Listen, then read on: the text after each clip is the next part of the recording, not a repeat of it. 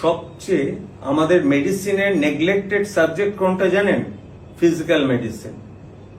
ফিজিওথেরাপিস্টদের আমরা ডাক্তার হিসেবে গণ্যই করি না, কিন্তু সেপারেট একটা কোর্স আছে ফিজিক্যাল মেডিসিনের, যাতে প্রত্যেক পেশেন্টকে ট্রেনিং দেওয়া হয় কিভাবে মাসল ঠিক রাখবে। এটা কোন ক্ষেত্রে সবচেয়ে দরকার জানেন? আপনাদের ডিজেনারেটিভ জয়েন্ট ডিজিজ মানে অস্টিওআর্থ্রাইটিস প্রিভেন্ট করার জন্য। আমি আজকে বেশি কথা বলবো না, আজকে একটাই অস্টিওআর্থ্রাইটিস নিয়ে আলোচনা করব।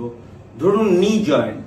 নি জয়েন্ট একটা হিঞ্জ জয়েন্ট, দুটো বোন এসে মিশেছে, সামনে পেছনে যায়। এবার নি জয়েন্টে যদি আমি এক্সরে ওয়াইজ অস্টিওআর্থ্রাইটিস ক্লাসিফিকেশন করি, যখন আমাদের ব্যথা শুরু হয় তার আগে থেকেই কিন্তু ডিজেনারেশন শুরু হয়ে যায়। ধরুন ফ্রম দ্য এজ অফ 30-35, ছেলে হোক বা মেয়ে হোক, তখন থেকেই যে যদি এক্সারসাইজটা প্রপারলি করা যায় তাহলে কিন্তু আমরা এই অস্টিওআর্থ্রাইটিসের ব্যথা থেকে অনেকটা মুক্ত হতে পারবো। আনফরচুনেটলি পেশেন্টরা অনেক লেট স্টেজে আসে, তখন অস্টিওআর্থ্রাইটিসে অতটা কাজ করে না ফিজিওথেরাপি, তখন নি রিপ্লেসমেন্টে যেতে হয়। এখন ফিজিওথেরাপির আগে বুঝতে হবে স্টেজ 1 কাকে বলে, স্টেজ 2, স্টেজ 3, স্টেজ 4। আপনারা যদি নি জয়েন্টের এক্সরে দেখেন, দেখবেন যদি এরকম নি জয়েন্ট হয়, এটা ল্যাটারাল সাইড, এটা মিডিয়াল সাইড। মিডিয়াল সাইডের নি জয়েন্টটা আগে বসে যায়, ল্যাটারাল সাইডটা একটু উঁচু থাকে। এটা হচ্ছে গ্রেড 1, পেশেন্টের কোনো সিমটম নেই কিন্তু এক্সরেতে বোঝা গেল। গ্রেড 2 মানে পেশেন্ট হাঁটতে গেলে একটা ক্রেপিটেশন পাচ্ছে, ক্রিক ক্রিক আওয়াজ হচ্ছে। থার্ড হচ্ছে আরো বসে গেছে, দুটো হাড় একসাথে জুড়ে গেছে। ফোর্থ হচ্ছে জয়েন্টটা ডিস্ট্রয় হয়ে গেছে।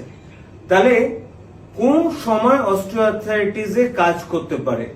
একদম স্টেজ 1, স্টেজ 2 অবধি ফিজিওথেরাপি কিন্তু আপনাকে রিভার্স করতে পারে। এবার মেকানিজমটা কি? ধরুন আমার শরীরের ভার এইভাবে গিয়ে হাঁটুর মধ্যে দিয়ে যাচ্ছে, হাঁটুর মধ্যে দিয়ে আমাদের শরীরের ভারটা যায় হচ্ছে মিডিয়াল সাইড দিয়ে বেশি, ল্যাটারাল সাইড হচ্ছে এটা কম। সেই জন্য অস্টিওআর্থ্রাইটিসে প্রথমে এই হাঁটুর এই জায়গাটা ব্যথা হয়। এই জায়গাটা টিপলেই কিন্তু মানুষ প্রচন্ড ব্যথা অনুভব করেন। এক্ষেত্রে কি করতে হয়? নি জয়েন্টটা যে মাসলটা সাপোর্ট করছে, অর্থাৎ এই থাই মাসলের সামনেটা এবং পেছনটা, এটাকে স্ট্রেনথেনিং করতে হয়। এটার জন্য এই quadriceps exercise, weight training regular বেসিসে under supervision of a physiotherapist absolutely দরকার।